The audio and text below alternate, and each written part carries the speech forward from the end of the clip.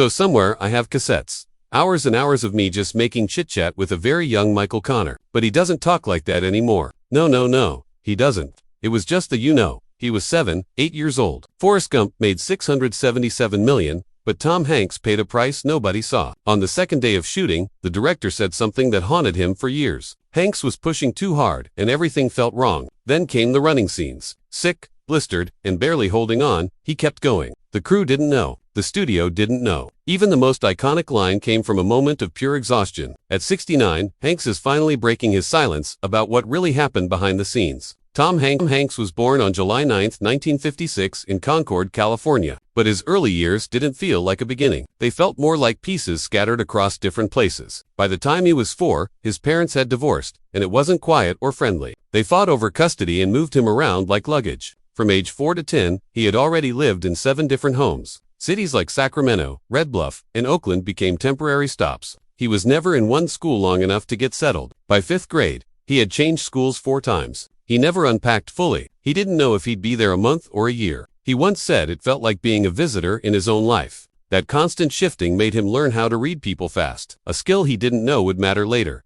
At home, things weren't just unstable, they were falling apart. His father Amos was struggling badly with alcohol. They were so poor that for 18 months they lived in a converted garage behind someone's house in Oakland. There was no kitchen, no running water, just a hot plate and an outdoor tap they used to drink, cook, and wash. Amos worked now and then as a cook, but his drinking often left them with no money at all. There were stretches when the lights were cut off. Tom remembers eating government cheese and powdered milk for what felt like forever. In 1966, when he was 10, he found his dad passed out inside their 1962 Rambler. The car got repossessed the very next morning. That kind of life taught him what it meant to not have anything and why work mattered more than talent. While everything around him kept breaking, there was one place where things stayed still. The movie theater. For 50 cents, he could sit through films for an entire weekend. Jimmy Stewart became more familiar to him than any neighbor. He watched It's a Wonderful Life and The Man Who Shot Liberty Valance until he knew the lines by heart. At 8 years old, he started putting on plays in his backyard with his siblings. Cardboard boxes turned into saloons and bed sheets became curtains. Their first play ran 47 minutes and cost 10 cents to watch. At school, he joined theater in 3rd grade. He didn't just remember lines. He became the characters. One time in 1968, he forgot his lines during Our Town and just made up the rest on the spot. His teacher, Mrs. Rollins, said right then she knew he was different. But home never stopped being a mess. When his mom remarried in 1970, everything got worse. Her new husband, Leo, was a truck driver and he didn't believe in soft parenting. He was 6'3", weighed 240 pounds, and brought military-style rules into the house. Lights out at 9 o'clock, no TV on weekdays, and punishments that scared Tom. In March 1972, Tom had enough. Leo smashed his box of movie clippings after catching him reading instead of cleaning. Tom was 15. He packed a bag and ran away. For 4 nights, he slept in a friend's car and lived off snacks from vending machines. He made $18 cleaning a garage. His mom found him on the 5th day and convinced Leo to ease up. But those 4 nights taught Tom something he'd never forget: what it really feels like to be alone, scared, and unsure if anyone would come for you. At Skyline High in Oakland, between 1972 and 1974, he finally found something solid. He wasn't great at school. His SAT scores were low, but the stage felt like home. He played in South Pacific and The Music Man, and at 17, he got a lead role that made people stop and look. For the first time, classmates clapped for him. He wasn't just the kid who moved around anymore. The drama teacher saw something raw in him. He said Tom could be loud and wild in ways that lit up the room. Years later, in 1985, Tom came back to give the graduation speech, and everyone remembered who he was. But 1974 was also the year everything almost broke again. That was when Amos, his father, left for good. No more letters, no more calls, just gone. Tom was 18, and suddenly the man of the house. He took a job at the Oakland Hilton as a bellhop, making $3.50 an hour. He carried luggage, delivered food, and once even served share between shifts. He took classes at Shabbat College. He was so broke he lived off French fries and used textbooks. He said later the only thing that was free was the effort. That same year, on that same campus, he met someone who would change everything. Her name was Susan Dillingham, though the world would later know her as Samantha Luz. They were both in a college play of Mice and Men, and Tom played George. Late-night rehearsals turned into something more. They read scripts together and dreamed about acting. By 1975, they were serious enough to talk about marriage. Even though life was hard, they believed in each other. They married in 1978 and had 2 kids, Colin, and Elizabeth, before splitting in 1987. In 1976, he got rejected from a local production of the Philadelphia Story. The reason? He was too tall. That stung more than he expected. With no big opportunities in California, he took a leap. In 1977, he moved to Cleveland after meeting Vincent Dowling, head of the Great Lakes Shakespeare Festival. His first job paid just $45 a week. He lived simply, sometimes in a van, and acted in Shakespeare plays night after night. From 1977 to 1980, he worked harder than he ever had. He built sets, hung lights, rehearsed nonstop. In 1978, he won a Cleveland Critics Circle Award for The Two Gentlemen of Verona. That gave him the push to try New York. In December 1979, he got his first movie role. It was a horror film called He Knows You're Alone. They paid him $800 for 2 weeks. They used real knives in some scenes. He was supposed to die in the script, but they liked him enough to rewrite it. The whole crew was just 12 people. The film barely made a mark, but it kept him in the game. Then came a year of pure rejection. After moving to LA in 1979, he auditioned for over 200 roles and got none. He had no agent, no hope. One day, he got an audition for Bosom Buddies, a sitcom where two guys dress as women to get an apartment. He didn't want the role. He thought it had ruined him. So, he tried to tank the audition on purpose. But the producers thought his nervousness was the perfect fit. He got the part. On set, he started improvising and saving the show with last-minute rewrites. Once, he and co-star Peter Scolari locked themselves in a room for 48 hours, rewriting scripts while living on coffee and pizza. He made up 40% of his lines during the pilot. Executives wanted him fired. One producer said, "No, he'll be a movie star in 2 years." He was right. But after the show got canceled in 1982, his agent dropped him. No warning, just gone. Tom was $15,000 in debt, living on credit cards, eating ramen. He even called his dad to ask if he could work at the family restaurant. He was 3 days from eviction when Ron Howard called. He remembered seeing Tom on Happy Days. Howard was casting Splash. That call saved him. The underwater scenes in Splash almost broke him again. He wore 80 pounds of weights to stay underwater. Each take lasted 90 seconds with no oxygen. He had panic attacks but never told anyone. He'd see a therapist secretly just to get through filming. Daryl Hannah was his co-star, and he worked blind. No masks, just hand signals. One missed cue could have ended it all. Tom Hanks's journey through the 1980s was anything but smooth. In 1985, he starred in The Man with One Red Shoe, a strange spy comedy that only made $8.6 million while costing $16 million.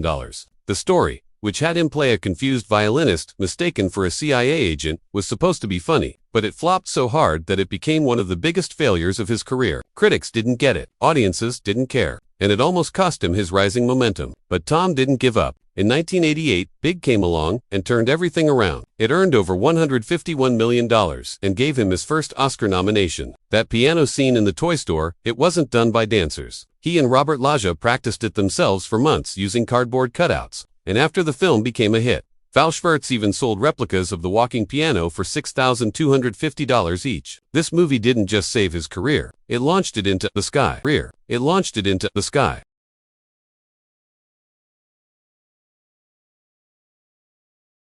Just a year later, The Burbs confused everyone. It wasn't a total failure. It made $49.1 million on an $18 million budget, but no one knew what to make of it. Was it horror? Comedy? Critics didn't get it, and test audiences were puzzled. But somehow, it found a second life on home video and cable. People started to love it years later, and it became a cult favorite. That same year, Turner and Hooch nearly broke him physically. The movie featured a massive 100-pound dog, and Tom had to wrestle, drag, and act terrified of it with no stunt doubles and no CGI. There were 4 dogs playing Hooch, and one scene where he had to shove the dog into a car took hours of filming. The original director, Henry Winkler, was fired over the dog scenes, and Roger Spottiswoode stepped in. In the end, the movie made $71.1 million.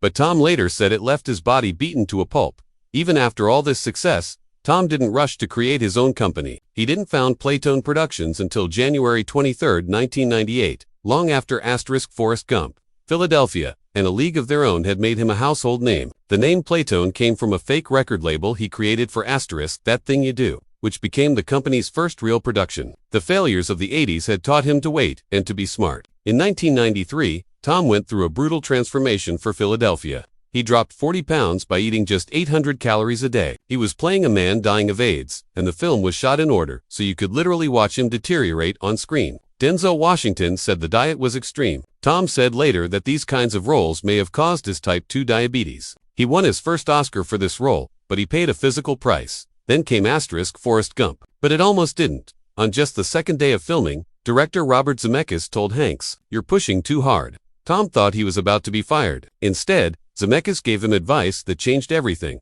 Stop acting. Just live in the character's clothes. That day saved the performance. And then came the running scenes. Hanks had the flu for 10 days straight, but he still ran 5 miles a day for filming. No breaks, no CGI. The leg braces left blisters. And the famous line, "I just felt like running," was something he came up with while sick. That film made $677 million. But behind the scenes, it was pure grit. When Apollo 13 was made in 1995, things got even worse. Hanks and his coasters had to film in real zero gravity. NASA's Vomit Comet plane gave them 23 seconds of weightlessness per dive, and they did this hundreds of times. All 3 actors got sick. Hanks called it terrifying. Crew members ended up hospitalized. But the zero-gravity scenes looked perfect. By the time Saving Private Ryan started filming in 1997, Hanks was already used to pain. But nothing prepared him for that. For 4 straight weeks, he fired 200 blank rounds a day during the Omaha Beach scenes. There were over 1,000 fake corpses, gallons of fake blood, and real amputees playing wounded soldiers. The sound design mimicked real shell shock, and Spielberg didn't let the cast see the full scope of the battle beforehand. That way, their reactions stayed raw. Hanks later said the experience gave him real PTSD symptoms. He had nightmares and became jumpy around loud noises. For Castaway, released in 2000, he lost 55 pounds in 4 months. Dropping from 225 to 170, the film halted production for an entire year just so Hanks could physically transform. His diet cut out sugar and carbs completely. He did 2 hours of cardio 6 days a week. The weight change was so extreme that it pushed his body into diabetes. He said he would never do it again. That role wasn't just about survival on screen. It mirrored what he was going through off screen too. And in 2006, during the Da Vinci Code press tour, Hanks was hit with something worse than any film role. His son Chet admitted he'd been addicted to cocaine since he was 16. He was 24 at the time, and Hanks was already in the public eye. Chet went public on Instagram, revealing he'd gone 60 days sober. Tom had staged several interventions, and later said, "As a parent, you love your kids unconditionally." That family crisis hit during one of the busiest points of his career, in the terminal 2004. Hanks had to learn real Ukrainian lines for his role, but filming got complicated. Post-9/11's airport security made it nearly impossible to shoot in real terminals. So Spielberg built an entire fake airport from scratch inside a giant hangar. The film was based on a real man who lived in an airport for 18 years. While promoting Forrest Gump in 1994, Tom was so bored during interviews that he started writing a script. That script turned into That Thing You Do, and it became his directorial debut in 1996. The soundtrack reached number 21 on the Billboard 200. But behind the scenes, it wasn't easy. He fired the editor during production because of creative disagreements. The movie made $34.6 million on a $26 million budget. Not a smash hit, but it proved Hanks could write and direct. Then came Angels and Demons in 2009. While filming a chase scene in Rome, he broke his shoulder. That delayed everything. The Vatican also banned the crew from filming in any of its churches. Hanks and director Ron Howard had to recreate entire churches on sound stages in Los Angeles. Despite all the setbacks, the movie made nearly $486 million worldwide. In Toy Story 3, the voice acting wasn't just cute, it was intense. Tom had to record Woody's lines alone, not knowing how the whole story would go. That final scene, when Andy gives away the toys, was so emotional that they had to record it several times. The film had a $200 million budget, and Pixar encouraged Hanks to improvise, which made Woody's final arc even stronger. In 2016, just as Sully was coming out, Hanks endorsed Hillary Clinton. He had already supported Obama in 2008, even making a video on MySpace. But this time, the backlash was stronger. Conservatives criticized him, especially since he was playing a real-life hero in theaters. He had also raised over $44 million to fight California's Proposition 8 back in 2008. Some fans turned against him, but he stayed committed to what he believed in. Captain Phillips in 2013 took him into even more intense territory. The Somali pirates weren't actors. They were real Somali immigrants found through auditions in Minneapolis. The lifeboat where Hanks was held hostage was rebuilt from the real one, with the production team visiting a Navy museum to get every detail right. The tension between Hanks and the non-actors wasn't scripted. It was real. The language barrier and tight space created raw fear that bled into every scene.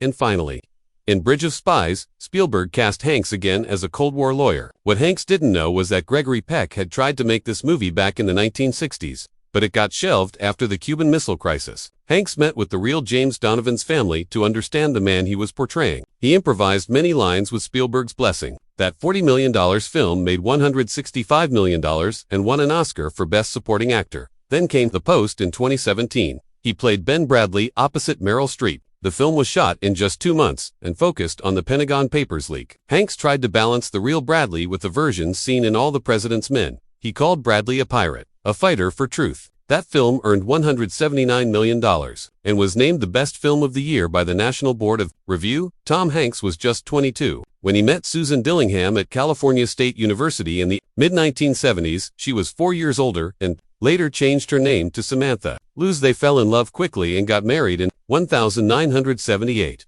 Together they had 2 children, Colin and Elizabeth Ann. But by 1984, things started to fall apart. That was the year Tom met Rita Wilson while filming Volunteers. Their connection was strong, and soon, it turned into something more. He was still married, and Rita was engaged to someone else. But by 1985, the affair was no longer a secret. Samantha and Tom's marriage broke down, and the divorce turned bitter. In one painful moment, Tom arrived at his children's school for pickup, only to find they weren't there. His daughter, Elizabeth, wrote in her 2025 memoir that they had already been gone for 2 weeks. Their mother had quietly moved them to Sacramento without telling him. It crushed him. The affair with Rita didn't fade away. They married in 1988, just a year after his divorce.